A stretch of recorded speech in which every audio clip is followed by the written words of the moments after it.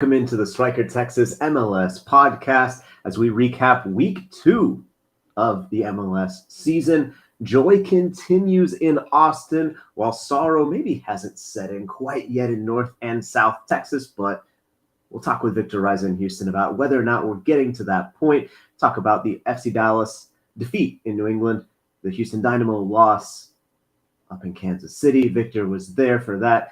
But right now, I think we got to go to Chris Bils in Austin. Chris, last week we said there's no way that Austin FC can score 5 goals for 2 weeks in a row. We promised, and that was a big mistake. We really shouldn't have said that because that's exactly what happened. Austin FC does it again. They smash Inter Miami.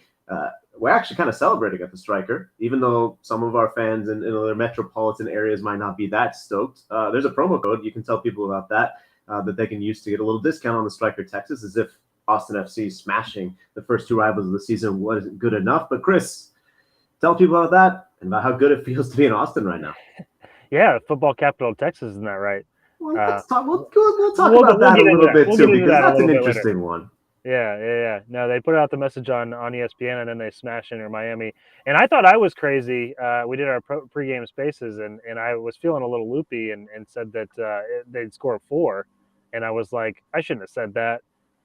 Turns out I was too low on my prediction. I said 4 too, so I had 6 goals. But anyway.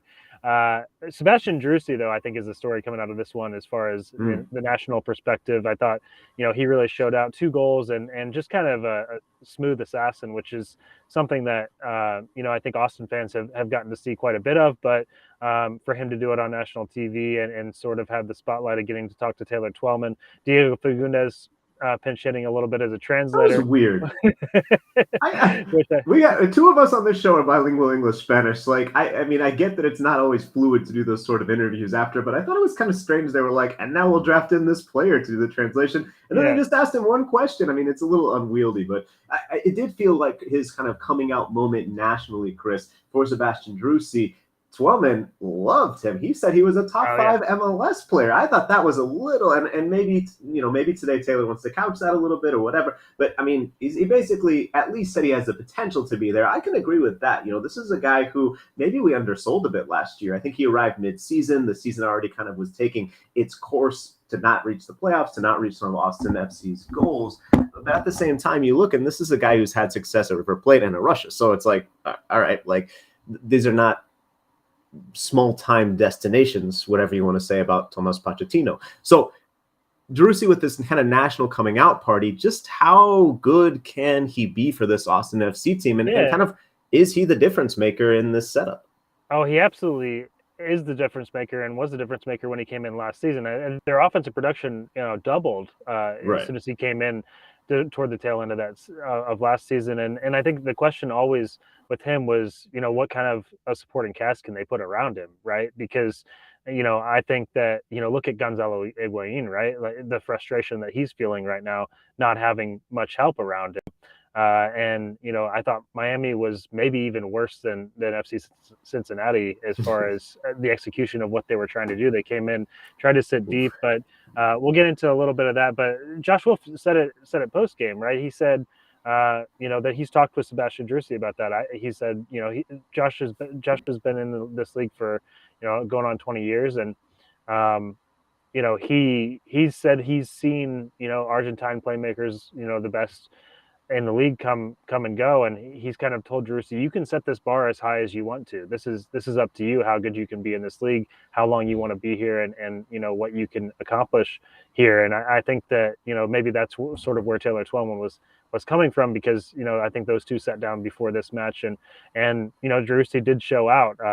Both those goals. The second one was maybe a little bit lucky to be in the right place at the right time, but that's what Drusi does. That's what Josh Wolf was saying after the game. He's so good at driving the box. I was rewatching a bit of the highlights that we can roll of this one, but I was watching a bit of the highlights last night, and just how far Drusi was behind the play on his first goal to get in the box and get that get in the right position to be on the end of Diego Fagundes's cross. I thought Diego did a great job of kind of holding play up and getting there But well, he kept it in really well. But I mean, this is the kind of goal I think that Austin FC fans are salivating over, right? Like, this is what you want to see, basically, is the team kind of putting passes together, the other thing I playing want to point well, out, understanding each other. Yeah, the other thing I want to point out as we roll this, you see the pass that set that one up was Jon Kolmanich, and I was a little bit concerned. We talked about this in the pregame spaces. There's the finish from Drusi, and he played that ball from beyond midfield to Kolmanich, who looked up and made a nice pass to Maxi Ruti in the middle to set that play up. And I was a little bit concerned about him defensively in this match, but it turned out he didn't really need to worry about defense. DeAndre Yedlin had to worry about Jon Kolmanich and where he was popping up in this match, and you'll see it again here. Kolmanich with a tremendous cross off this set piece. Austin's set piece play has been so much better through these 2 weeks. They scored twice off set pieces last week, and of course this one from Julio Cascante. Look at him jumping over. Oh man. I don't think this was what he meant to do. I think he meant to stand on the advertising boards. But you think so? Yeah. Those are kind of flimsy. He had all of Q2 there to catch him, which was nice to see. The team celebrations are something I want to maybe dig into. Yeah, definitely do a story on that. I don't the back and forth dance for a goal. I can't remember if it was 3 or 4. There were so many, but I'm not convinced by that one. I'd love to know the backstory there. And I think it was this one where Diego Fagundes grabbed the camera, which I don't. One of the videographers from Austin FC tweeted that out. I don't know if they'll show it on this, but it it was it was a party over there, and both off of volleys. I thought that like I said, I think Sebastian Drusi definitely really arrived in the national scene with this performance, and well, he's a difference maker in the sense that like those are goals that other teams don't have players to score, right? The degree of difficulty on this shot right here, we just missed. It's pretty high, and he made it look easy. He made it exactly, and that's what he does. He makes these things look so easy, and it's not just that. And this is what I've said about Drusi from the time he arrived in Austin. It's the work rate, the fact that he's only 25, 26 years old, and he's doing these things. That he got into 16 duels the other day. I almost couldn't believe it when I was looking at the stats. I wanted to kind of see how involved he was in the other areas besides the 2 goals. And you don't see 16 duels that often. He won over half of them. And that's just kind of, he's at the top of that press with Maxi Ruti, just really causing teams problems. And then you've got the depth of for Ethan Finlay to come in off the bench. Maxi Ruti tried to claim this one, but I'm pretty sure it came off the head of Ethan Finlay in the end. If it's a Rudi's goal, I think it's offside as well, so probably best if it's a wink. Exactly. Yeah, he didn't know that he shouldn't have been trying to claim that one, but Ethan Finlay coming off the bench, scoring twice. You'll see the second one, which is just a tremendous finish by Ethan Finlay, and that's the kind of depth coming, difference makers coming off the bench that they didn't have last year. They've scored in the 90th minute in both matches so far this season, and that just that's a team that's hungry to score goals. Obviously, 10 through the first 2 games. It's an MLS record, actually breaking a record from the Houston Dynamo. Victor, I don't know if you remember that start. I think it was in 2015, and Sporting Kansas City also had 8. As well, and so they broke the record even before that last goal from Ethan Finlay. But just what can you say? It's the best start probably ever in league history, at least goals wise. And now they go on the road to Portland, and we'll see. That's where I wanted to get, Chris. That's where I wanted to get, because now they go on the road to play Portland. Now they host the Seattle Sounders. Now they go on the road to play San Jose, which we'll see about that one. Now they host Minnesota, right? That's the next stretch, and it's certainly a more daunting lineup of teams, at least on paper, than the first 2 teams that Austin played. We talked about, we were able to talk with Franco Panizo, the Inter Miami insider, on our pre-match Twitter spaces, and he mentioned that it's a team in progress, that this is a team that we saw Chris Henderson at the halftime show. This is a team that is being totally rebuilt, kind of stripped from every single part that you thought was going to be part of the team going forward. Basically, it's Higuain and a few more, and it really is a team in transition. We talked last week about how FC Cincinnati is bad. At the same time, Austin FC can only play the teams that are in front of them, and they're playing them and absolutely smashing them. I think we'll still learn a lot more about Austin this weekend and next weekend, but even if they pull a couple points from this weekend, they got to be in that echelon of those types of teams, right? Because it is the best start of the season. It is the best start in history. I mean, you have to be. I'm a bit at a loss for words. No, yeah, I think we really all good. It did, right? And I think that's the thing is like this nobody was expecting this, right? From Austin FC to come out, we expected them to be better, right? They made the additions in the offseason. We expected them to be a little bit more together. You could kind of sense during preseason that the group was a little bit more together. But that was one thing, and I'll have a story up probably later today of what's kind of led to this outburst. And I think Brad Stuver kind of put it best, talking about how last year I think there were a lot of they kept saying there's no excuse being an expansion team, but there were a lot of excuses they could lean on, right? There was the injuries, there was the fact that they were learning a new system, there was the fact that everybody had just gotten to Austin, and now I think that was the message that the leadership group, Brad Stuver, Julio Cascante, Alex Ring, Sebastian Drusi, that was sort of the message from the top is, hey guys, there's no excuses this year. Brad Stuver said we're an established club, which I think is an interesting way to kind of put that. It's only your second year, but that's kind of the mindset that they came into year two with is, there's no excuses anymore. The fans are here, everything's set up for us to succeed. And we need to go perform because we're not learning a new system. We have the pieces, we have the depth. And, that's what they're playing like, right? They're playing with that confidence of knowing that they're they all are kind of pulling the same rope in a way that they weren't at all through even the end of last season. So it's been really impressive to watch, not just the goals and the celebrations, and I think we're going to find out how bad Miami and Cincinnati are, and so like the sledding is going to get tougher. But the encouraging thing is, guys, like I don't think Austin was able to really break down a low block really at all last season, and Miami set deep in this one. Josh Wolf said, it was very clear what Miami was trying to do. That will never be us, and so that's just sort of the identity of Austin. And now they're going to go on the road. I think, I was talking to somebody in the press box, I think Eric Goodman, about this last night. Like, why not just go to Portland and throw everything at it, because you've already got 6 points, 10 goals on the board. Oh, for sure. Just go for it and see. No need to play for a draw. No. Victor, I want to go to you before we move on to the other two matches from Texas MLS teams this weekend. Chris is saying Josh Wolf has gotten it right. The results are saying Josh Wolf has gotten it right. We didn't say that a lot last year. So you kind of see a system working? Because I do remember that season Chris is talking about. That was 2016. That was helped because remember Houston had that one game where they hosted the Texas Derby and they put up 5 on FC Dallas, right? So that was the year that FC Dallas then won the Supporters Shield and the U.S. Open Cup. Very exactly, strange bobble in that season. And that's kind of where I'm going with that, because Houston's looking good after their first 2 games. Everybody's thinking, man, this is going to be a hell of a season under Owen Coyle. Owen Coyle ditches and leaves in May, and I mean it's a completely different season. So maybe there is a little bit of pump to brakes, right? It is just Cincinnati and Miami, with full offense to those teams, because I mean, come on, it's a bit of a free points. I do think maybe we didn't expect Austin to play this well, because one of the big question marks last year, on top of the expansion season, on top of everything else, was Josh Wolf. Was maybe a better coach would have organized this team better.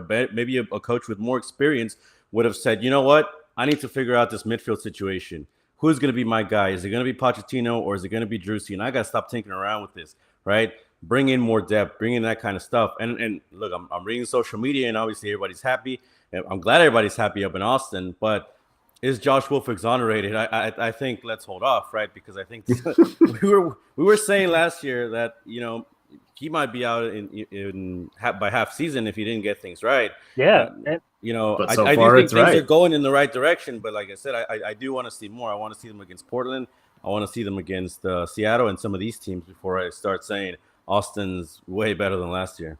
Yeah, 2016 Houston Dynamo and 2020 Minnesota United that started out with actually 3 straight wins before having 3 straight draws after that, and they had a kind of a summer swoon. Of course, that was the weird COVID year, and Minnesota United did end up in the Western Conference Finals. Yeah, Western Conference Finals against Seattle. They lost 3-2.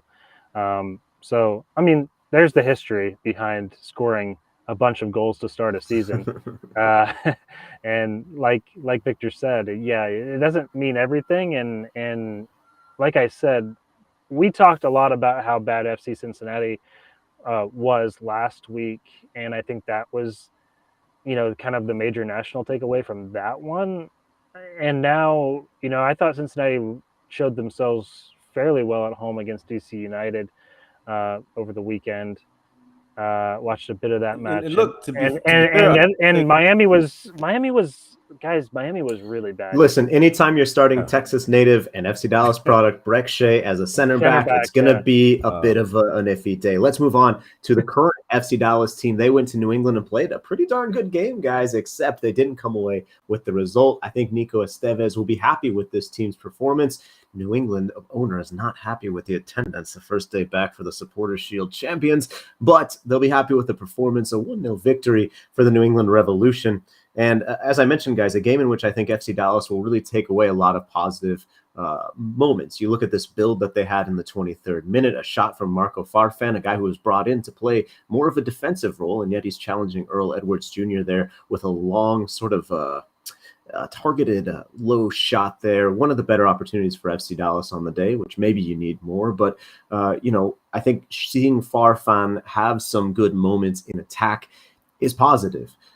FC Dallas did get hit in this moment where Ima Tumasi gives the ball away. The Revs are able to go into their quick transition attack. It's a stone-cold penalty from me on Paxton Pomykal. I saw some people take offense, some people in my mentions saying, no way, this isn't a penalty. But let's look at it again. The ball's gone. He gets the man. It's in the box. For me, it's a penalty.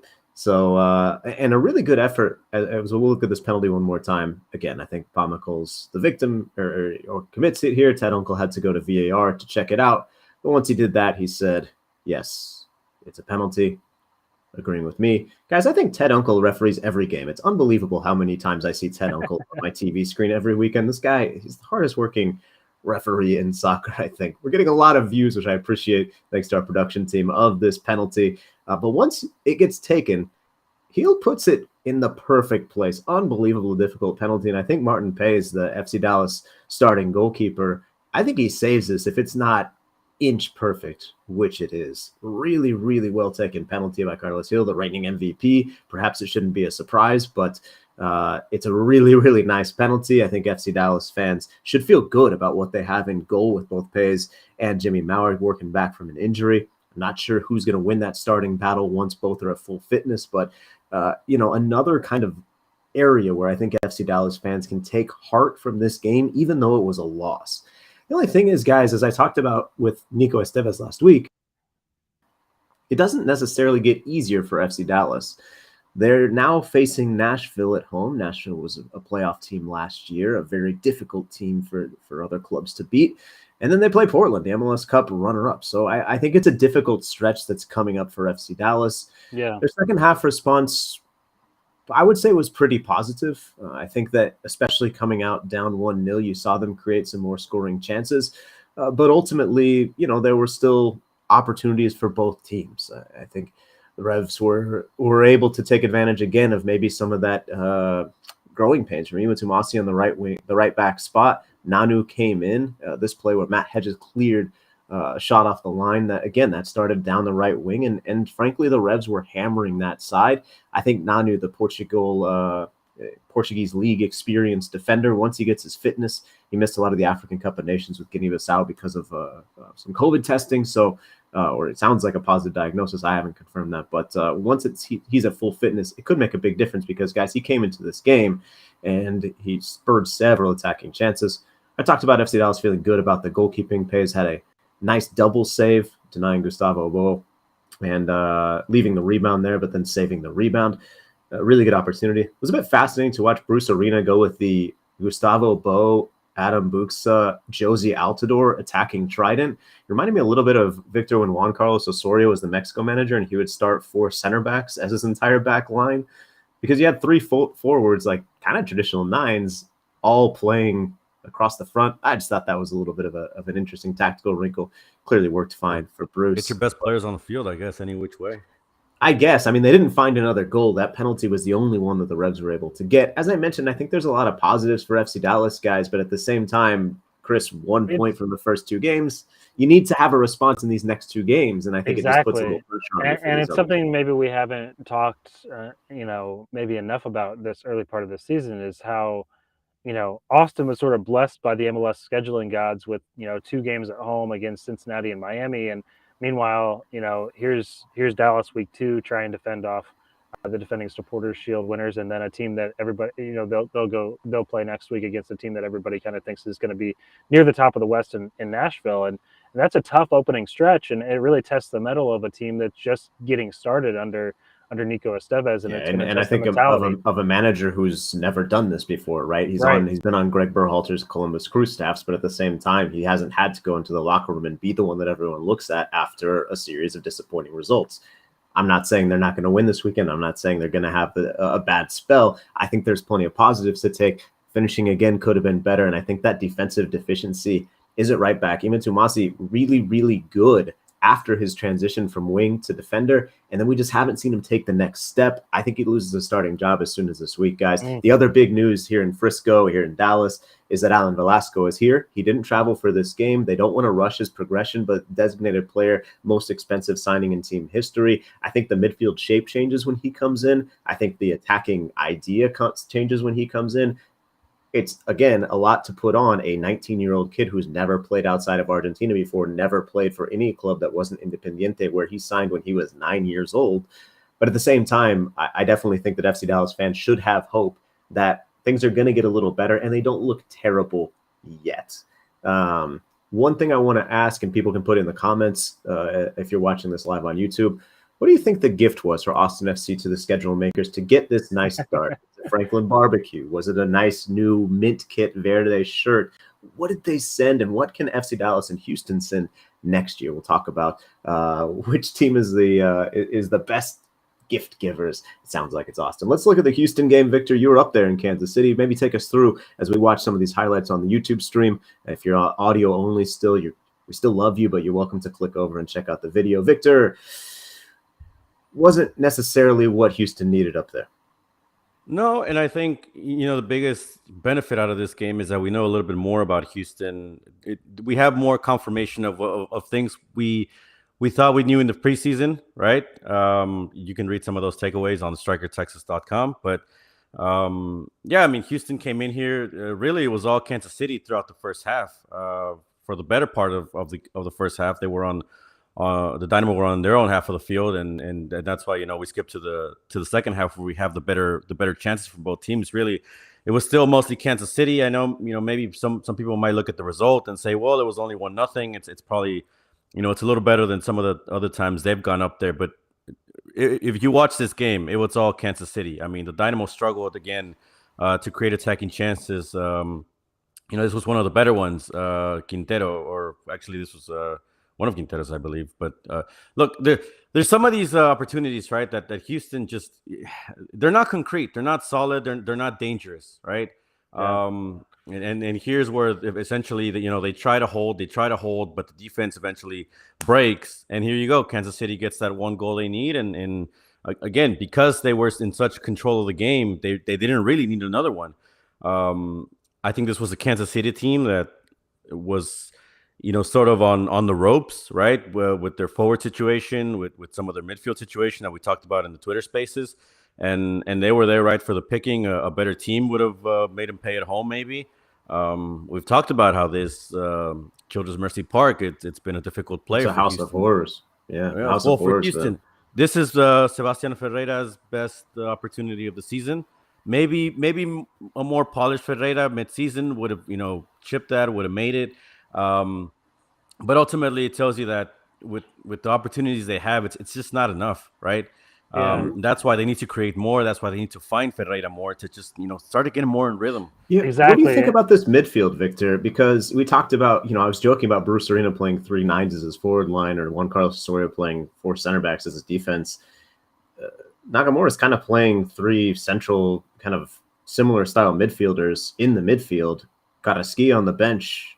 I'm not sure about this. I think they need more. They need some sort of two-way linking player, I think.